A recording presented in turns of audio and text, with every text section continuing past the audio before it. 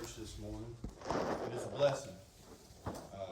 Most of all, I want to thank God. I want to thank God for allowing me to stand up here this morning. As I go through this testimony, y'all will understand that it's very special to be able to stand up here this morning.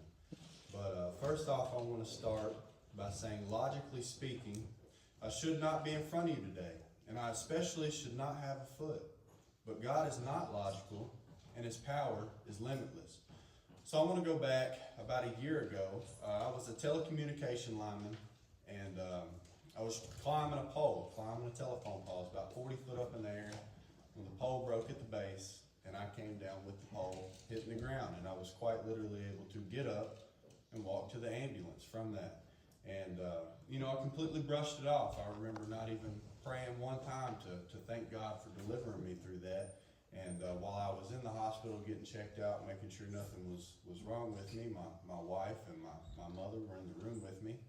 And, I told my mom, I got pretty lucky. She corrected me and said, "No, Logan, you got blessed." And it angered me. I got mad about that. I was like, really? You want to bring up God when I could have died today, and the first thing you want to do is bring up God? It frustrated me. And after that happened, I was being made to travel at work. I was working a 10-day on, 4-off rotation, working about 130 to 140 hours in those 10 days, and I was super unhappy. And I told my wife I wanted to find a new job, and I found a new job opportunity. And 2 days before that job offer, I was supposed to go to that new job. I'd already quit my old job. They called me and told me I didn't have the job anymore. And I was like, well, that's pretty unfortunate considering I already quit my other job. But, I was super frustrated about that because that's where I thought I needed to be. That's where I thought was best for me and my family. But about 5 minutes after I got off the phone with that employer, the CEO of Logan Telephone emailed me and said, "Hey, I see where you put your email in and or your resume in, and we're interested in you." And they give me the job, and it just fell in my lap. I didn't even try to get that job. It literally fell in my lap, and I was unsatisfied with that at first because I kindled a lot of pride. I kindled a lot of pride with being this big blue collar man that works all these hours. I thought that was what made me a man. I held myself above others that didn't work as hard as me. I felt like I was more of a man than other people that didn't work as hard as I did. I kindled a lot of pride with that. And at Logan Telephone, I didn't have to work all those long hours anymore. So my pride was hurt with going there. And but shortly after I started there, I fell in love with those people. It's a great group of people. They truly do care about you. And I'm very blessed to be able to say that I work there today. And about a month into working there, I was driving to work one morning, and I hit another vehicle head on. It was my fault. I wasn't paying attention, and I was in the middle of the road, and I hit another family of 5 head on. And God absolutely had His hands on that family as well. The only person that subdued any kind of major injury was the wife that was driving. She broke her arm. And I'm very blessed to be able to say that because it would have been a lot harder to get through this. I know I would have seriously injured or killed somebody through that. But the wreck happened. I got out of my truck and I noticed that my ankle was, your foot's supposed to be like that. It was more that way, so I was like, something's wrong. So, I called my wife, my mom, and my boss, and I kind of told everybody what was happening. But I reassured everybody everything was okay. And shortly after that, I got in the ambulance and they cut my sock off and they got to see my foot for the first time. And the first thing the guy says is, "Oh yeah, this guy's going to need a bird." And I looked at him and I said, "What's that mean?" He said, "You're going to be life flighted." And I said, "Well, hold on now. I just called my family and told them I'm okay. Do I need to call them and tell them something different? You think life flight, you think fight for your life?" He said, "No, nothing like that. We just see bone." And I was like, well, that's never good. So after that happened, I did make it to work that morning. They drove me to Logan Telephone to be life flighted, so I did make it to work. But I get life flighted, and I get the skyline, and they're running all their tests and their x-rays and stuff. And shortly after that happened, the doctor come in and told me that there's no option but amputation. I had to have a below-knee amputation on my left foot because I broke my fib tib, ankle, heel, and I had a compound fracture on my heel. And we told them that, you know, as a family, we believe in divine intervention, and we want a second opinion. So they transferred me to Vanderbilt. And, you know, they're running their test that night, and I was supposed to go into surgery the next morning to get an external fixation. And if you don't know what that is, it's basically a bunch of pins that run down your shin and on top of your foot and through your heel to hold your foot in place so that it can't move, just to get it stable. And I go into that first surgery Saturday morning, and you have 3 main arteries in your foot, and all 3 of my arteries stopped working. My foot turned white, and my family was in the hospital, and they got word of that, and they started praying specifically on the blood flow of my foot, and the doctor stopped the surgery just to see what would happen, and I now have 1 working artery in my foot. The blood flow was restored to my foot. So after that happened, you know, I'm in the hospital, and, you know, Friday was the wreck, Saturday was a blur because I was in surgery. But then Sunday morning comes, and that was the first time that I was able to sit by myself with a clear conscience since all this happened. And, you know, it all kind of hit me that morning. I was able to be by myself from about 5 o'clock that morning till about noon. And it hit me on why all this happened. And at this point in my life, I'd been running from the Lord for about 2 or 3 years.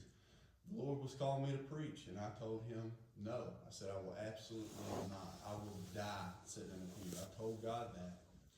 And it come to my attention that the pole accident was the first time he was trying to gain my attention, and I completely brushed that off. And then it come to my attention that the second accident was him trying to get my attention. And, you know, the Logan telephone job happening, that was also a blessing, because I don't know how many of y'all know how much surgeries cost, but I've got about a $500,000 ankle now. And I've actually paid $0 for it because of the insurance I have through Logan Telephone. So God was setting me up to be okay through this. And all of this hit me. And I was just sitting in my hospital bed, and I was crying. And it was at that point that I told God, I was like, I'm done. I'm done running. And, you know, my family come in at noon, and I told them all what was happening and kind of what I was going through in my mind. And, you know, after that happened, it felt like a truck had been lifted off my shoulders, because I had finally stopped running from God. And after that happened, that was the first point in my life that I'd ever tried to pray every day. I started to pray to God. And, you know, after that happened, I was in the hospital for about a week, and I had my second surgery. And it was just to clean everything up and just sew up the bottom of my foot was the only thing that they did there. But after that surgery, my doctor comes in and she said, you know, we've got your foot stable right now, and you've got 2 options. She said, A, we can do a below-knee amputation, 1 surgery, and you'll be walking in 6 months. Or B, we can rebuild it. Your blood flow's horrible. You got a 50-50 chance for infection because of your compound fracture. You'll never be able to feel the bottom of your foot again. You'll never be able to run again. It's going to be a 1.5 to a 2-year recovery. And at first, looking at that, I was like, well, the obvious decision is to cut it off, right? I mean, golly, with all these extra things, with keeping it, I might as well just cut it off. But then shortly after that, I was laying in my hospital bed with my wife, and we were talking. And, you know, it took faith to keep the foot, because nobody knew what it was going to be like. I didn't know what it was going to be like. My doctors even told me, I have no idea what it's going to be like. You might have some mobility, you might not. You might be able to run, you probably won't be able to, though. Nobody knew what my foot was going to be like but God. You know, cutting it off, we knew what that was going to be. It was just, I was going to have my foot cut off. But nobody knew what that foot was going to be like. So it was at that point that I told my wife that I'm not going to be held responsible for potentially cutting God's potential power short because my faith is too small. So I decided to keep it. So I got released from the hospital, and I go home, and I'm trying to heal, and that was the first time in my life that I'd ever picked up my Bible and tried to read it every day. It was the first time in my life that I prayed every day and actually relied on God. And about a week later, I had to go back for my checkup, and I told her my decision of the rebuild. And she was very skeptical because of the odds. She said, you know, again, I just want to, you know, I'll be more than happy to rebuild it for you, but I want to reiterate, you know, your blood flow's terrible. You're never going to be able to run again. You're going to have a 1.5 to 2 year recovery, multiple surgeries, and you're never going to be able to feel the bottom of your foot again. And it was at that point that they were cutting the old splint off of my foot, and they were washing my foot, and I could feel what I could feel for the first time. And I looked at her and I said, well, I can already feel the bottom of my foot. And she said, well, you can. And she ran her fingers all the way up the bottom of my foot. And I said, yeah, I can feel all that. And she was amazed by that. And it was at that point that I realized that nobody knows what this foot is going to be like but God. So I was like, you know what? I don't care what you say. The odds are I'm going with the rebuild. I'm just going to trust God with this. So, a couple days later, I go into my third surgery. And that's where they did the big ankle rebuild. I now have like 2 or 3 plates and about 20 screws in my ankle and leg. And after that surgery, she came in there and she said, I just want to tell you, your ankle looked absolutely horrible. She's like, but it all went back together pretty good. And I was like, you know what, I can accept that. She was like, but swelling is our biggest worry right now. If the swelling doesn't go down, we can't do the 4th surgery, which was supposed to be a big heel reconstruction where I crushed my heel, and it was going to be an 8 to 10 hour surgery. And I wanted to get that surgery so I could get the external fixation off, because with that external fixation, I was only sleeping like 2 or 3 hours a night. It was super uncomfortable. I was just ready to get it off. So I was like, all right, well, you got me something to pray about. So I started praying specifically on swelling. A couple days later, I go in for my checkup for my big surgery, and she said, your swelling looks amazing. It's went down quite a bit. She was like, but instead of doing the big surgery, we're going to opt for a minor surgery to get the external fixation off and let the incisions heal where the bar went through my heel, because she didn't really like where it was, in contradiction to the next surgery she was going to do. And I was like, hey, thank God. I don't even care if I got to have another surgery. I get to get this external fixation off. I don't care. So I go in for that 4th surgery. They take the external fixation off. They put little pins in my foot, and I get x-rays. And I get to go home, and I knew that the next surgery was supposed to be this 8 to 10 hour big heel surgery. And I was praying for healing at that point, but I started praying specifically that my heel might heal itself on its own. But while I was praying that, in the back of my mind, I was thinking, hey God, that's a tall order. To go from an 8 to 10 hour surgery to no surgery at all, that's a tall order. But I kept praying it, and I believed that it would happen. And my doctor called me 4 or 5 days later telling me just that. She said, you don't have to have that surgery anymore. She said, your heel is healing itself, and it's we're not rescheduling this surgery. We're taking it off the books. And I was amazed by that God had healed me. And how do you go from an 8 to 10 hour surgery to no surgery at all? So then a couple weeks later, I got a walking boot, 25% weight bearing. So I would use my crutches, and I was just barely putting any weight on my boot. And I stayed like that for a month. And as I was doing that, I was supposed to go back to the doctor, and I'd had people telling me about their how they had, the ways that they had done, and they were like, I kept 25% for 2 or 3 months, or I only got 50%, and then I stayed like that for 2 or 3 months, and I was ready to walk. I was like, I'm ready to walk. I'm ready to do some stuff. I'm tired of these crutches. I'm tired of this scooter. So I started praying. I was like, God, can I at least just get 50 to 75%?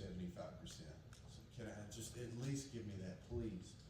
And I go back, and my doctor was like, all right, we're going to give you 100% weight bearing for 2 months. I'll see you back, and you should be in a lace-up boot by the time you come back. So again, God exceeded my expectations. And with that, and I'm almost done with that now, and I get to go back to work on the 16th. So I went from my only option is amputation, to you won't ever walk the same again, you got a 1.5 long recovery, to walking in a normal shoe in 6 months. You cannot tell me that God is not real. And never underestimate the power of God in prayer, because His power is endless, and I give God all the glory for healing me. And another blessing through this is the family I had. They absolutely could have held some ill will towards me. I would have a hard time forgiving somebody that put my entire family's life in jeopardy. that would be hard. And shortly after I got out of the hospital and kind of got a little bit of strength about me, I wanted to go see that family, because I know that everybody makes mistakes, but when you make a mistake, you need to own up to them, you need to apologize for it. So, I got in touch with the family that I hit, and I went and talked to them. And when I went into that house, I didn't really know what I was going to get. I didn't know if I was going to get anger, ill will, or anything. And I walked in that house and I felt nothing but forgiveness and love. And they have told me that they're glad that they could be a part of my story and my journey, and that blesses my heart, because this would have been a lot harder to get through if I knew that family did not forgive me. The Lord has blessed me abundantly with this. Again, I just want to thank y'all. I want to thank y'all for having me. I want to thank y'all for allowing me in your church this morning. It's a blessing to be able to tell y'all what God has done for me. And again, I want to thank God. I want to thank God for what He's done for me, because He is real. He is alive, and He is still in the miracle working business. And don't ever put a limit on God's power, because there is no such thing. And if you're sitting in a pew this morning and you know that God is telling you to do something, or you're sitting in a pew this morning, you know you're lost and you need to be saved, I know firsthand, that first step is scary.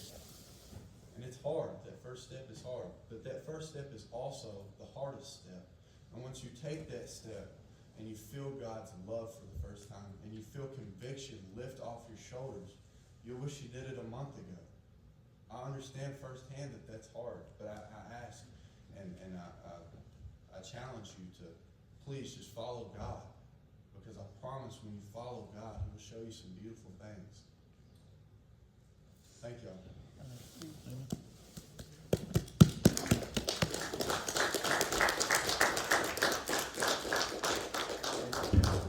Yes, sir.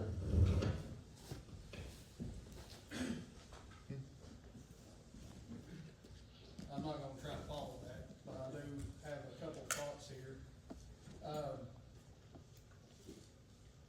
One thing that I felt the Lord say in my mind was, do you realize there was 2 miracles there? The one miracle was the unmistakable miracle of his foot. The other miracle was his heart. Logan went from, we were talking earlier, someone that whenever someone would mention the call, he would get angry about it. He was running from the call. And Logan surrendered before his foot was healed. That reminded me of Job. Job says this in chapter 13, verse 5. This is after all has been done. After Job loses everything. This is what he says. This is talking about God. Though he slay me, I will hope in him. God is doing the slaying. God is the one who ordained, who allowed Logan to get in the wreck. He allowed him for the job to fall through. He allowed all these things. And someone could say, well, why would he do that? How could Job possibly ever say, though he slay me, though he has taken everything from me, I will hope in him? Why would someone do that? I think Paul answers that question generations later. Some of you probably, I read this verse maybe just about every week. Romans 8, verse 28.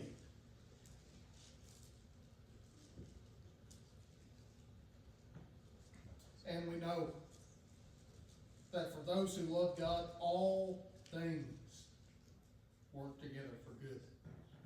All things. Including pain, including hurt, including wrecks, diseases. It all works for good. And some could say, well, the world could still say, well, how in the world is that for good? Once again, Paul answers this question. 2 Corinthians 4, he says this. So not only does he work all things to our good, but the reason we know that it is to our good is this. 2 Corinthians 4, verses 16 through 18. So we do not lose heart. So he's about to tell us a key here. The mystery is, how do you not lose heart though you are about to lose your foot? How do you not lose heart although you are about to lose your house? How do you not lose heart when you are about to lose your child or your spouse? How do you not lose heart? Though our outer self is wasting away, though your body decays and ages and breaks, our inner self is being renewed day by day. For this light, momentary affliction is preparing for us, not producing, not will be followed by, is preparing for us an eternal weight of glory beyond all comparison. As we look not to the things that are seen, but to the things that are unseen. For the things that are seen are transient, but the things that are unseen are eternal. The miracle of the heart is that exactly. God opens the eyes of a dead, stone-cold heart. He awakens the affections. A heart that used to love sin and hate Him now loves Him and hates sin. That's the miracle. And that miracle is opening your eyes to the fact that all things work together for your good, because all things are being worked together for His glory, which you will see one day.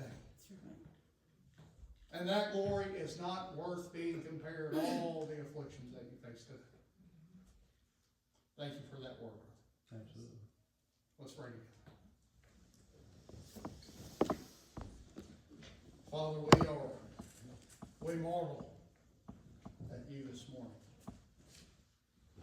We marvel at your work, at your undying, not quitting, unceasing pursuit for us, though we are lost sheep who wander often. Though our tendency is to go astray and wander from the one we love. Lord, you pursue us. Though 99 still follow, you pursue the one who goes astray. And we know that we are all that one. Lord, thank you for your work in Logan. Thank you for resurrecting hearts. Thank you for healing bodies. Thank you for working all things, all this light momentary affliction called life. Thank you for working all that for our good, being mindful of us mere men, wicked sinners. Thank you for being mindful of us and working for our good and your glory. Lord, your glory, it keeps us going. And Lord, we cannot wait to see it. In Jesus' name, amen. Page 361, as we stand, please.